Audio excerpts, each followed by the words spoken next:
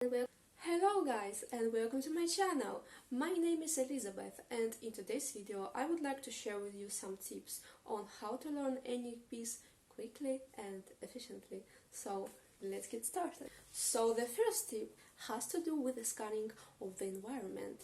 You have to understand what are you going to deal with. You have to get the entire picture of a piece.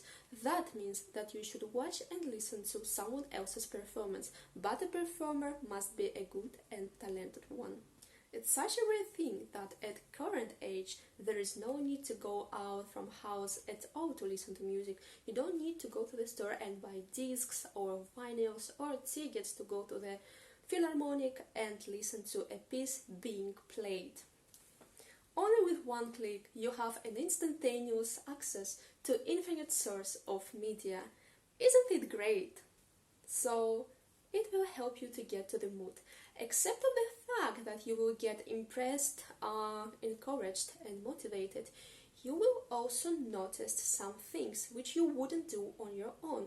For example, some dynamical details, some technical tricks or composer's effects, and just the entire sound of a composer, a sound of a historical period he was born in. So before I mention the second tip, I must tell you that there are 4 types of musical memory.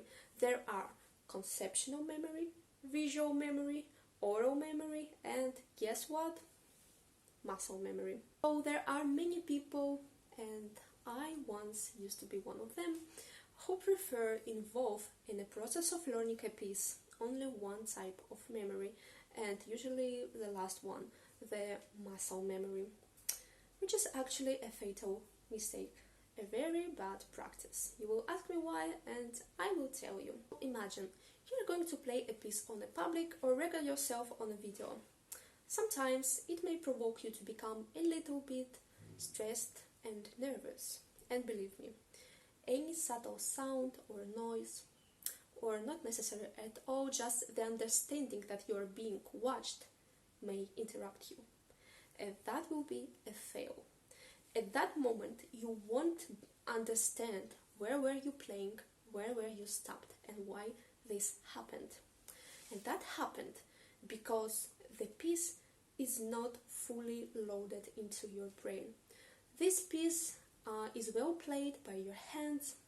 Your muscle memory know this piece, but your brain and subconsciousness, not really.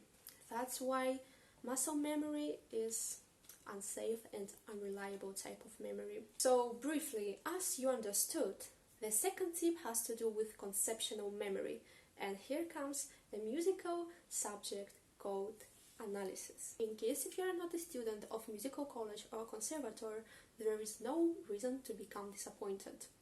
First of all, academical subject analysis is a very simple thing. You can learn it very quickly. But if you don't want or don't have time to learn all of these definitions, then you can just derive your piece into sections. Find similarities, dissimilarities, patterns, and associate them with colors, smells, tastes, pictures, or even people. I forgot to mention that analysis without notes and marks is not analysis. So in that case, I would recommend you to buy this thing. It's not a promotion. I think we call it dossier, at least in Greek and Russian. And you can make your photocopies and put them here and have them here and write everything you want. In my opinion, it's much better rather than destroy a book. If you are to learn a polyphonic piece, then analysis is a must-have and must-do, because it is impossible to learn and play well something that can be explained in logical and mathematical way only using your hands, only using your fingers. Let me show you a typical polyphonic analysis. Here it comes. So it's a Bach's Fuga, and as you can see, I colored with purple color main subject. With pink color, I colored first counter subject. With blue color, I colored second counter subject. And the logic you understand. So pages of the piece are no longer just plain white, difficult, shocking, depressing, and thus frustrating. Now every time I stare at these pages, I see some bright, beautiful colors, and it helps me to keep my motivation. It makes me pretty optimistic, and there is some life on these pages. There is some hope. So while analyzing a piece, you will create and draw your own map of the piece in your head, in which will be shown what is happening in the beginning, in exposition section, how many themes are there, periods, questions and answers, what is happening in the middle of piece, in development part. Are there bridges, harmonical chains? How many times tonical modulation happened? And all these things will help you to become and feel more flexible. I know that there are people who would say inside their head that analyzing a piece is very boring, not interesting, and maybe difficult.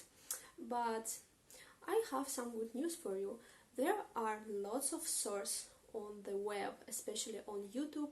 There are lots of channels where professional musicians analyze many musical pieces, especially Baroque pieces, classical pieces, so there are no excuses. Eventually we arrived at the third tip, and it has a very close connection with the previous one. As you may remember, I mentioned that there are also visual and oral types of memory. If you are not good at memorizing notes from a sheet, then oral memory comes to save you. You could sing the notes, not just a simple la la la, but real notes, like name each of them. I personally started doing that every time I feel that I start being bored or tired, but I know that I have to learn and play a piece. So I just start playing and singing at the same time. I usually play and sing only melody of one hand. And imagine, there are some pieces which I no longer play. My hands are not accustomed to play them, like they don't remember these pieces. But I used to play and sing them so many times that I memorized them as if I memorized a poem, and I can sing them, I can say them out, and I can play them without having a need in a notes. Memorizing and singing notes are very important if there are some creepy, tricky, risky moments in a piece. I will give you an example of my personal experience. I used to play one of these Mozart sonates, and at that period of my pianistic technique, I found it that there were some difficult frills for me to play in a fast tempo. And my dear and lovely teacher, she told me that I should sing these notes, these frills, and memorize them. And every time I arrive at that place, I should sing the notes inside my head, not loudly or quietly, inside my head.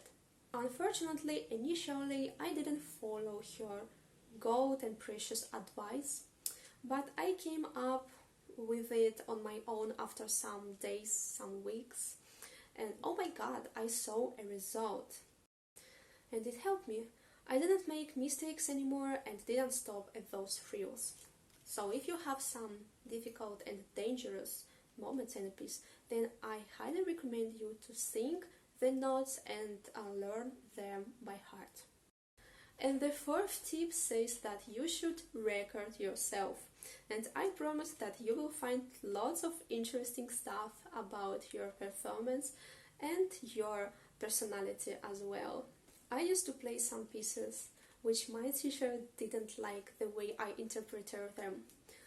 She used to criticize me, she used to say the same things which I couldn't get. But when I recorded myself, I understood what exactly she tried to convey.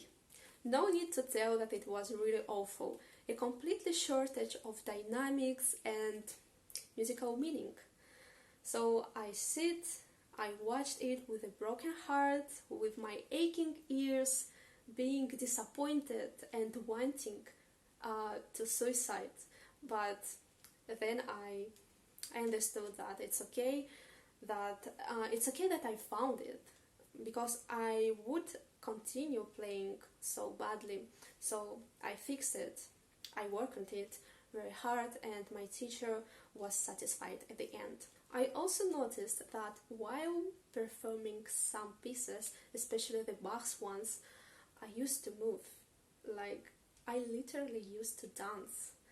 And my teacher, she kept telling me these things. She was telling me, you dance a lot. It's not a heavy metal concert. Sit and calm down, please, just don't move. So I understood that it doesn't suit me, and it also seems weird. And it's not a part of the entire atmosphere. So I stopped doing it, and I started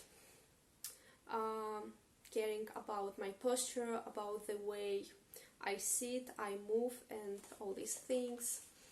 But I found it so difficult, so tempting not to dance while playing Bach's pieces. I also believe that Bach is a pioneer of power, melodic, and Christian metal. I used to be a metalhead, so I know what I say. So I know from my personal experience that recording ourselves might be a little bit awkward, a little bit shocking.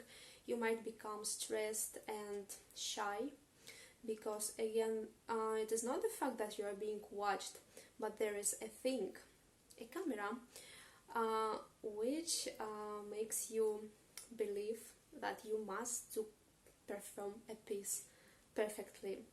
Of course, play it very well, play it as best as you can, but again, you record it for yourself. You record it with a purpose, to understand which mistakes are there and what you need to do to improve your performance. The very first time when I recorded myself was when I was working on Bach's piece again, but from Anna Magdalena's book. I don't remember its name, but it was approximately one page only, but it was, to be honest, a little bit difficult piece for that level of my pianism. There were some difficult moments, and the situation got worse when I put a camera, and I told to myself that I will upload that video. I uploaded it, then I deleted because I didn't like my hands, my fingers. Now I don't know where is it. Anyway, I want to say that because of the fact that I was stressed, I made lots of interruptions, and because I wanted to play that piece perfect without any mistake, and from 100 attempts I managed to do that. And the first thing was when I stood up and approached a balcony and watched streets and the people were walking on them, I thought that I need a cigarette. I want to smoke, even though I'm not a smoker. I never smoked, but I was so tired and exhausted that the first thing after having managed this entire torture, I told myself that I want to have a cigarette, just because I understood, I felt that smokers say that it's time for a cigarette. And it is time to finish my video because it has become too long. But a second part with another tips will be uploaded as soon as possible. So add these tips into your routine, day by day, tip by tip, and watch if it works for you. Because I understand that we are different and not every tip will suit you as it suited me. So thank you for watching this video, guys, and like it, subscribe to my channel, it will motivate me to upload next video, even though I will upload the second part. And write down below your opinion about my tips, and also share with me your own experience, your own tips and advices. I would like to see them and to include them in my next video. So, bye!